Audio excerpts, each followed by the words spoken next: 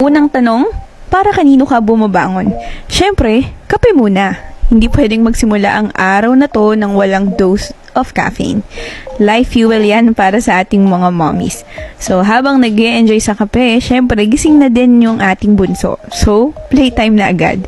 Pero dahil multitasking is life for moms, sabay-sabay ang lahat. Work, bantay sa kids, house chores, nagliligpit ng toys habang sumasagot ng emails, or nagtutupit ng damit habang nag-schedule ng meetings. Napakadali lang mag-shift ng roles kapag VA ka. Isang segundo, mommy ka. Next second, professional na ulit.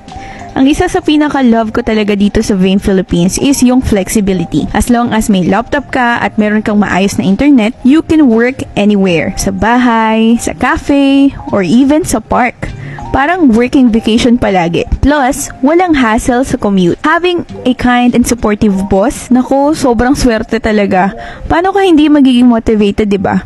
Sabi nga nila, choose a job you love and you'll never work a day in your life.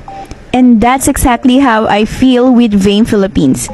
At the end of the day, importante talaga ang balance.